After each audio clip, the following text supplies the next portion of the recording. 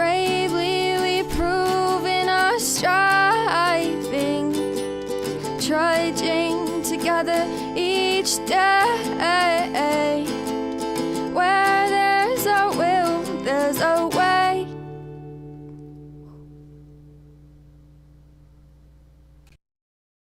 Good afternoon. How are we today? Having a good day? Having a good day. I hope you are. This will not be a rant. Well, it might be. Who knows? I do know this. There's a million ways to do this wrong, and they're all being presented. I'd be very, very, very careful on who you decide to align yourself with, on who you're liking and sending loves to and giving it the attention to. Gotta watch it. Because I'm telling you. This is the way I kind of see it. If you don't want to learn from the experiences of somebody else, then then you are doomed to repeat it. It will come back. Anyway, let's kind of get started on this. Actually, I'm going to give it another minute. See if anybody shows up. This isn't like a popular subject. It's not a popular subject. We don't want to talk about this stuff. We don't want to cover it. We don't, we just rather ignore. No. Now, as an AA member, no, I cannot speak out as an AA member, but as a member who works in the community, I most certainly can. In AA, this would be what would be considered an outside issue. So, and it would be. It would be. All right. But yes, our best thinking got us here, but once we're on the right plane, knowledge becomes power again. Hey, Clara, it's good to see you. I love you too. All right. So I will do my best not to rant. I might do a little bit, but there's also no point really getting extremely angry about it either. All right. This is for education purposes only. Welcome, Daily Trudge. My name is Dion. This is my Yoda cup. It also has guess who on the other side. Oh, Darth Vader. If you're here, please say hello, whether you're watching live or the rewatch. Got a lot of rewatches. Rewatching. It's when recovery becomes big business. I'm going to tell you some of the things I've heard. I'm going to build my empire off of this. That was somebody I heard them say, and they're still doing stuff today. Yeah, I'm not going to bring up anybody specific. All right, we all feel like we need our special places. Everybody feels like they've earned or deserved something. I just run around, and all I ever really hear is I am unwilling to do the work. You can't give an alcoholic when they're first getting sober, you can't give them a ton of options. Our options are limited. We have discovered this through hundreds and hundreds and thousands of years of trial and error. And for some reason, people in 2025 seem to think they're smarter than everybody else because we have more technology. You didn't make that technology. People are making words up in recovery, because it's become so inundated. Well, how am I going to stick out from the rest of them? And there's I can tell you out of the 10,000 people working in the recovery field, and I'm making up numbers, about 9,990 of them should not be in it. If you things like free pop up, hey, I'm going to give you my free workbook. And I'm even doing something like that. I'm giving people a workbook that it's called a funnel, but really it's just a sales technique. And we have to use sales techniques to get people to buy our stuff. That is business, not recovery. They've got to be separated. All right. Now I'm even walking that line. It's a little too close to that line for me. Now I'm certainly not against people in recovery going into, going on to be a therapist, being a drug and alcohol. Go do it, man. We need you. We need you. And I'm going to put it this way too. Okay.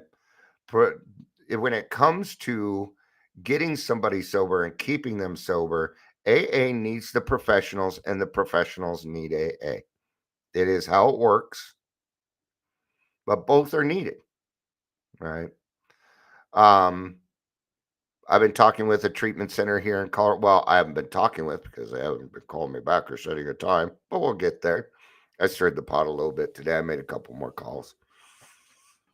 Phone calls when I leave messages for people, it seems to work better than when I send them an email. It's this voice. It tends to light fires under people. I'm good at getting people excited. I'm an alcoholic. I know what you want to hear. That doesn't mean I get to go around manipulating, lying, things like that. But I do know what it is that you want to hear. Sure I do. Well, because I tend to think the same way. So I've been talking with them now. I'm just going to bring it to West Pines, right? West Pines has been a staple in Colorado for a while, and they are a good treatment center. Although I went and looked at their reviews, and that's one of the pains that I used. When I left a message for the outreach person who can't seem to set a time for it, I'm like, and I've been looking at your reviews. We got to help you guys out here. You're better than this. You're better. This is not the West Pines I see. So let's see if we can't get, and I'm going to tell you something. Who gives a fuck about reviews? Depends on it. But for a treatment center, I don't know. If reviews are really reliable coming from, because who's making the reviews? Well, the lying, manipulating alcoholics who didn't get what they wanted. So can you really take them seriously? That reminds me of a story. Story time. I was working for Global Check Services, right? And we had a lot of people with outstanding debt, and the owner came to me and said, "Hey, can you find us a collection service?" This was 15, 17, 18 years ago, 20 years ago. We'll just call it that, give it a nice even number. And what I did is I actually went to the Better Business Bureau and I looked for the one with the most complaints. I went for the one who had like a D rating because it meant they were doing their job. Because all the complaints were just people, they call them bug me all the time. They're relentless. And then, okay, these are the people we want. And I think they still use them to this day. Kind of a funny story, a little bit off topic, right? So I've been talking with West Pines, and they don't have peer support. It's all professional, and there's absolutely nothing. If that's how they want to run their business, now, why am I happy about West Pines? Because they're like, Dion, well, you're not really getting what you want there. We'll get it. Don't you worry. Because they spent a little bit of extra money, and what they did is it's one big campus, but people with alcoholism, people with addiction, people with mental health, they're all on their own unit. And I appreciate that. This is going to bring up the chances of every single client now that they have going through there. Great job. And I know, here's the thing. It would have been a lot more cost efficient. It would have cost a lot less money if they would have lumped them together like a lot of other treatment centers are doing here. Okay. So they did it at their own expense. And what does that tell me? There's some servant heart going on there. They're not going necessarily after the money. They really do want to help. Okay. But I'm working with, so I've been calling. I'm like, do you have AA meetings? Oh, we have meetings, but they're not AA meetings. some of the things they say and things like it's like, how are you in this business and don't know what AA is really about? I called the detox. They're like, you realize I'm like, yeah, I know everything. I know so much more than you think I know, dude. Just don't, okay? I'm like, why don't you have AA meet? Well, they didn't have a reason, so they sent me to I got to leave a message for the person in charge on that. I left him a message, and hey, I see you're not having AA meetings. I'm sure maybe you're doing it in the future. You just open this location. What can we do to kind of bring this back? Now they were doing them, but they were doing them via Zoom. And when it comes to detox and treatment, because I'm a Zoom baby. I'm all about that Zoom, about that Zoom, about that Zoom. No in person, about that Zoom. That was pretty good. Thanks, Dion. You're welcome. But in this case, I kind of need to be in person. Yeah. This is where the human being right there kind of makes a difference. Because when you're there physically, you bring hope with you. You have a spiritual energy that you're protruding that doesn't seem to come across in Zoom a lot. Maybe it does, but not to the extent in person. So they were trying with Zoom, but why are they being so lackadaisical about it? That's kind of my question. So, the outreach person, I kind of lit a fire under their butt today. I left them a message because, they set an appointment or they set a time with me, but then they canceled it because there was a meet. They had some big business meet, and that's fine. No biggie. They told me switch times, no big. But they didn't reset the date. And that's the problem. And now they're not writing me back. So, the fire I lit there was, if you're too busy and we can't meet, I'm willing to go to the person above you. Okay. That was kind of a threat. In other words, hey, because she's treating me like I'm just some schmo off the street, which I was, because I literally walked into their campus. I didn't call. These things have to be done in person. They got to see who I am. They got to see and I confuse people because they're like, well, who do you work with? I'm like, what do you mean, who do I work with? I'm just a citizen.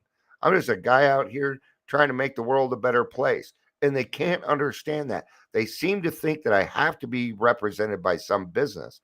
Well, if I'm going in there saying we need to start AA meetings, I can't say, well, I'm with Trudging Together. No, you can say I'm Dion. I'm a sober member of Alcoholics Anonymous. That's as close as it can get. And then I need to put in there, and I don't speak for AA as a whole. We're just wondering if we could bring AA meetings to you. We've got to have some reciprocation there. Yeah. Right. Because, like I was talking with the guy at Detox, I said, I told him, you guys are working with clients, but I get to say things you don't get to say. You can't say them because you don't have the experience. You have the education. Thank you very much. Right. So when we're working with these professionals, what I'm talking about is the non-alcoholics that go into the field. These people have servants' hearts and we do need them. Absolutely, we need them. These are allies of Alcoholics Anonymous. They're what makes us. These are the multiple pathways to recovery. People keep running around multiple pathways. So it isn't the professionals. What you need to watch out for are the coaches. Yeah. They'll say things like, I have clients. Okay. So you went and spent 60 hours in a room. You got a certificate. Good job. I'm proud of you. I'm glad you did that. But that doesn't mean you have clients. No. Now, when the money got taken away this year, and yay, because before I forget, okay, recovery requires little to no money. Little to no money. Aha. So what are you paying for? They're like doing classes. They're like, well, it's usually $950, but we've taken it down to $99. Now, don't buy it. Do not buy it. Okay? They specialize. That's another thing to look out for. Right now, what they're since all the money was taken away, now they're not helping everybody. Now they want, are you a high performing alcoholic?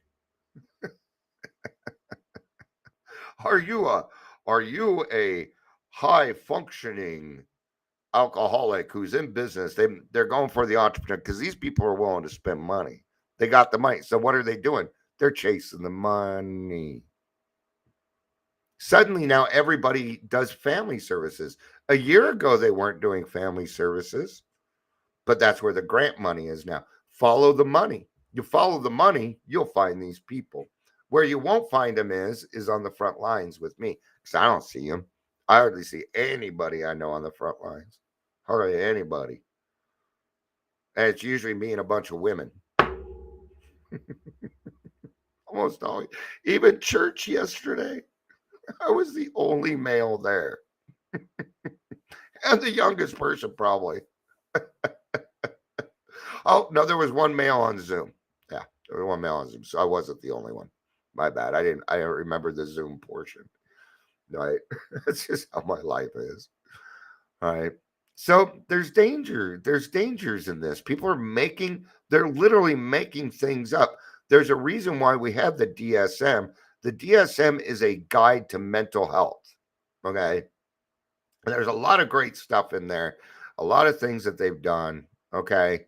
So when I'm listening to somebody, okay, I would say 1 out of every 50 people that I see on social media that's touting that they're a coach is legitimate.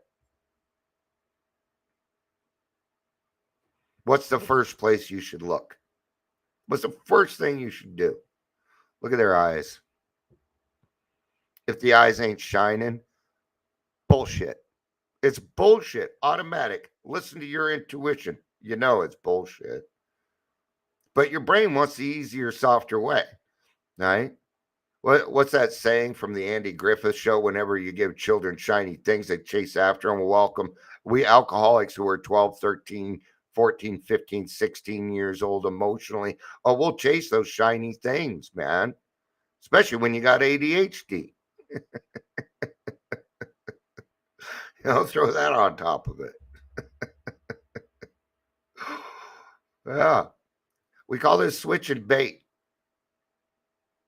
Oh, well, I'm gonna give you my free workbooks.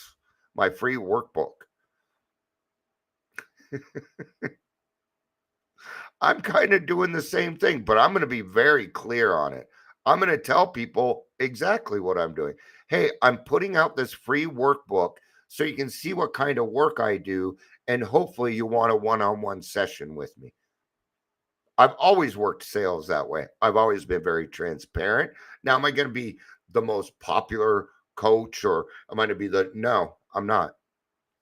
I'm not. I won't be. I'm not going for that. Clara Joy says recovery specialist. Yeah, actually, that's probably closest to what I am. I even came up with my own name because I don't want to be caught up in the same bullshit. See? It's got I want to be transparent. But it's Dion Miller, a Trudge mentor, is what I came up with. I'm sticking with that Trudge. Chat GPT helped me with that a little bit, right? But I like that one, Clara. But then when I hear recovery specialist, for me anyway, what I hear is I need to see some qualifications on that. Right. So you have your experience. That's awesome. But how much education have you gotten? Do you have any letters after your name? Do you, I used to have letters after my name. Right. I was a drug and alcohol counselor at the age of 20. Yeah, I had my CAC. Okay. And I'm going to tell you something. That was a certificate, not a degree. Not a degree. It was a certificate. I went to training for like a month and a half, maybe a month. I think it was closer to a month. It was probably like 2 weeks, and I just remember it wrong. It was longer than 2 weeks. I think it was more like a month. Right. I got to know those people very, very well.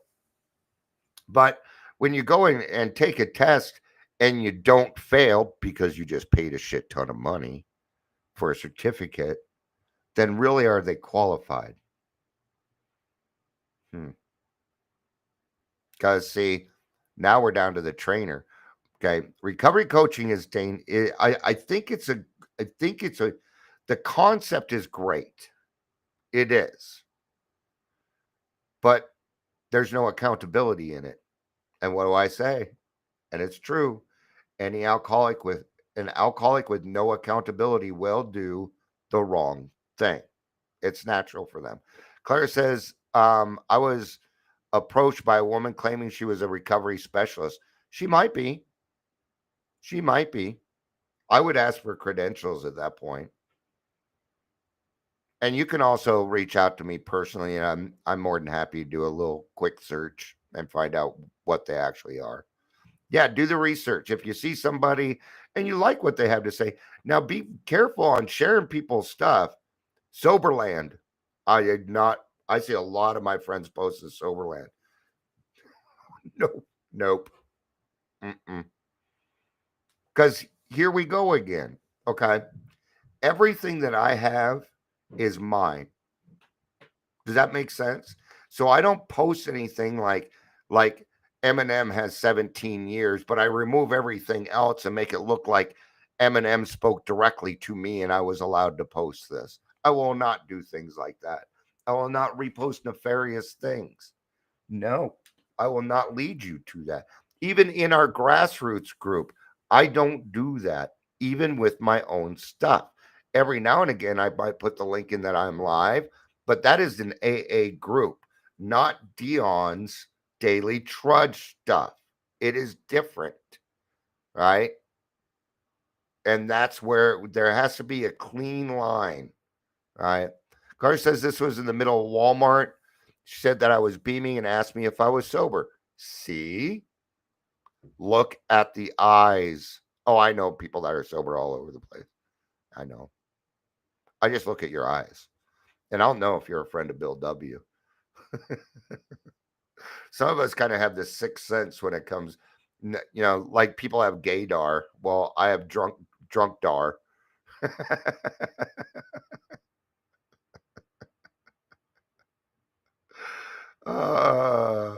Kurt says it was quite odd. I told her I was well loved. There you go. Is it that you're well loved or is that you love well? I think it's the second one, Claire. I think it's the second one. But either way, still works, right? Yeah. See, there's a million wrong ways to do this, and they're all out there right now. I know. I wish I had a bunch of different options too. Kinda. I don't know. I like my life today. It's when people remove God. Now, professionals, that's their job. They're supposed to look at it from a clinical. But a recovery coach who should be recovered, and when does that happen? I've got, they're 2.5 years sober, and that sure they've been going to meetings and stuff that whole time, but did they get education? See, and everybody's saying the same thing. Oh, I didn't expect, the 5 things I didn't expect about getting sober. Bullshit. You took it straight from Alcoholics Anonymous. You went to some meetings, wrote this shit down, or you went to ChatGPT who wrote it for you. Because, gosh, a lot of it looks the same. Or the me while I was using me now in these pictures, these are not good representations either. We already know what it was like. Why do you need to bring that up? See, what that is another selling point. It's it's the pain point, the point of pain. And what they do is they flash the pain in front of you so that you feel it right now, and then they try and sell you something. AA and what I do, and a lot of people, the right people will not do that. Nope. And everybody's a freaking coach now. Now, the only thing recovery coaching has really done is given us a bad name because they're running around tying themselves to AA. There's this I've been talking with this person, and what are they called? Doesn't matter what they're called. But they're like, hey, anybody in the 12 in AA in the 12 steps, please take this questionnaire, and you could win a $50 Amazon gift card. Bam. Totally against tradition. And I confronted them on it. I'm like, you would be closer to not breaking tradition if you take away that $50 gift card. Take that away. Not only that, they're like, we're not asking for private information. Then how in the fuck are you going to send them a $50 gift card? So I went and looked at it. Okay. Now, it did not ask for my name. It did ask for things like my gender, my ethnicity, things that are kind of personal questions, birth date. What do they need that information for? What do they need? Do you think alcohol gives a fuck on what color you are? Do you really? Do you think alcoholism attacks different genders or different races differently because of economic status? No, that is not how alcoholism works. Addiction to drugs does, but alcoholism does not work that way. You got to keep them separated. All right, whoever can tell me who sings that song is going to win a $50. I'm just kidding. You ain't getting shit. I don't have anything. I have some pink post-it notes, but I'm gonna need to borrow a stamp to send them to you. Hi, Amber. Good to see you. We've been having fun. It's been a fun. There's no point, because a lot of when I did this stuff before, I would come on and I was kind of angry and we gotta tell you, and we can still have fun and yeah, I caught that. So Amber said, "Sup, manskin," and she meant manski. Offspring. All right. Well, when I see you when we do my headshots, you win these. Here. I'll even sign it. There you go. There you go. It's a signed sticky note. Because I am so popular. Right? Because I have so many followers and stuff. What's the other one we got to watch out for? Sober living. And this is unfortunate. These things, it's unfortunate because recovery coaching is a great concept. It is a great concept, but it should be limited to very few individuals. See, it isn't you want it to be signed by Manskin. All right, well, I ain't above it.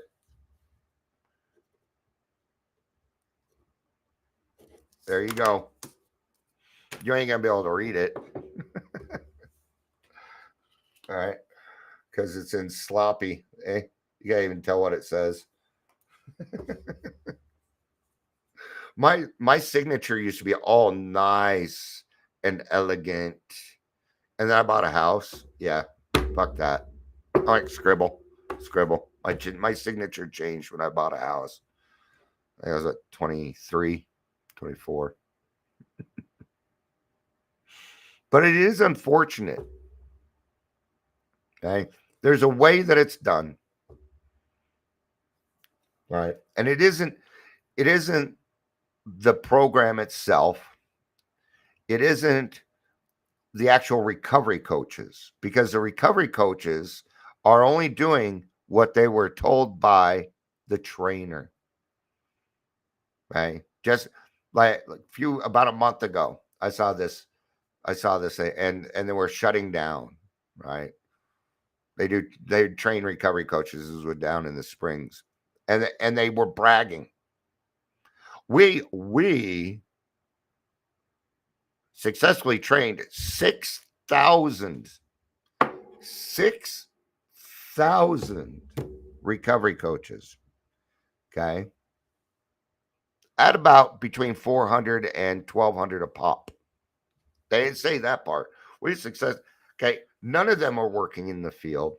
When you're a recovery coach, you are 1099, which they do not tell you, which means you're going to have to learn how to build a business. If you don't know how to get a bank account, if you don't know how to get an EIN, if you don't know how to do these things, well, you're already done. Oh, I'll just go work somewhere. Yeah, good luck on that one, because they're going to make you 1099 also, and they're going to use you and they're going to abuse you. See, it's the trainers. It was the trainers. 6,000 recovery coaches. We don't need 6,000 recovery coaches. We need about 100, maybe 200. And they should have been trained correctly. Now, I asked my trainer while we were in training, because while I was in training, there was this guy there. He was 3 months sober. And this is where I started to catch things on what was going on. This was about 6 years ago. Okay. I did my recovery coach training. He had 3 months, but now I'm like, okay, he's going to be a recovery coach. That's all right, because we just hand out resources. That is all a recovery coach is supposed to do, is hand out resources. That's it. You're not supposed to be using your experience. You're not supposed to be doing shit. You're supposed to navigate. I'll show you how to get a primary care physician. I'll show you how to get your driver's license. I'll show you. And if you don't know how to do it yourself, well, then you're kind of fucked, aren't you? Yeah. See, I know how to do all that stuff. Right? But I asked him, well, it was later on in the week. So Tuesday, this gentleman, this young kid, has a slip, and he comes back to class the next day reeking of booze. And they continued training him, and he still went on to be a sober living manager. Is that something you trust? Because I do not. And I asked him point blank, Rod, yeah, his name's Rod Rushing. Go for it. Look him up. He's a Colorado Springs. Rod, how long does somebody need to be sober before you're willing to train them? And this was his answer. As long as their money is green, I will train them. Unthinking.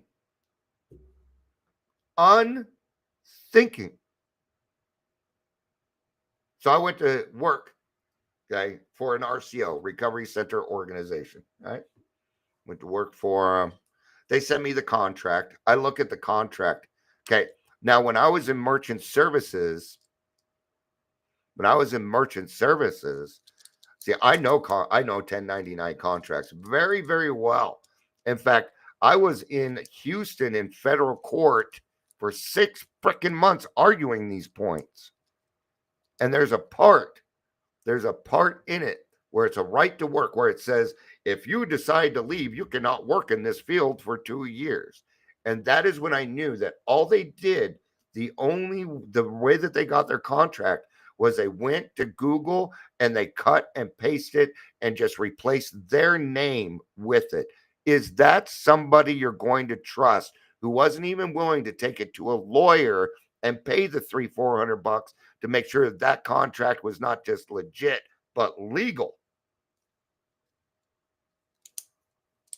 The laziness. Yeah. See, when the first step isn't even done right, you might have a problem. Claire says, I've experienced watching people go through that process and then watching them relapse. Yes. Clara, you caught it. It's called body brokering, and it's done on purpose. It's done on purpose. Right? So I'm a recovery coach, and I go walking in to an AA meeting. Oh, I'll be your temporary sponsor. I'll be your sponsor. Then I get them alone. Oh, you should be a recovery coach. Yeah, you should be a recovery coach. Then what happens? They become a recovery coach. Things are going swell for a couple weeks. Then what happens? We know what's going to happen. We know what's going to happen. They're going to relapse or have a slip. Then what are they? They're a client now. And it's huge in Colorado. It's called body brokering, and it's disgusting. And it happens all over the fucking place. In fact, it's going to happen a lot in September when AFRC decides that they're going to put on their recovery walk. You know, we have that recovery thing each September. Let me tell you a little something about that. It was started by a person named Joe Wright, and I knew Joe Wright. Joe Wright was my mother's sponsor. In fact, I have one of her chips. I have her 9-year chip. That thing is so old. I knew Joe Wright. Joe Wright was also the owner of Arapahoe House, and she started that, and it was called the Drug Free Walk, and it was done for the community. Okay. Well, there was another company out there, and there was a lady that worked for this company that actually decidedly and decisively ruined Arapahoe House so they could take over. And the same person forged the paperwork to keep that event. That is not her event. It is stolen. Yeah. Can you trust that? And it's not like it's unknown. This is my other hard part. When I hear people in the industry say things like, well, it's the lesser of two evils. No. I'll talk to some people that, and I'm like, you got to be careful going down there doing that. Well, I kind of have to because I need to do that. No. If you don't have morals and think, I will not promote or work with somebody who's committing fraud and body brokering, but you see it as a necessary evil, then my question is going to be this: where's God in all this? Where is God in all of this? Okay. So I'll end with this: anything without God, anything without spirituality somewhere mixed into it is bullshit. It doesn't work. It won't work. It didn't 10 years ago. It didn't 50 or 100 or 1,000 years ago. And we are not any smarter, nor do we have any new information to show that there is a cure for alcoholism. No. All right. I think that'll be up for this one. I didn't realize it'd been 37 minutes. So a lot of good information. And it was fun. We got to be able to keep it fun, do some laughing. We talked about some man skin, which could really be taken the wrong way around here. All right. Thank you, everybody, for being here. It was good fun hanging out. Clara, thank you for being here. Amber, it was fun hanging out. I appreciating it. Clara says, edging God out. Ego. Yeah. It's ego. Absolutely it is. It is pride. Pride.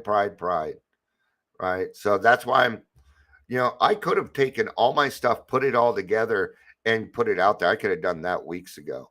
But until it's transparent, until we know the exact process, the answer is no, not yet. Okay. It has to be done in God's time. There are very good reasons for it. Reasons I'm not aware of. Reasons I may never be aware of. But I don't need to. I have done the work. I'm a recovered alcoholic. And I've got the education. So I think I might know what I'm talking about. I might. But only with God's guidance and the guidance of Alcoholics Anonymous. Otherwise, I don't know shit. It's only the grace of God. Thank you all for being here. I appreciate it. I love you. You know I do. Peace out.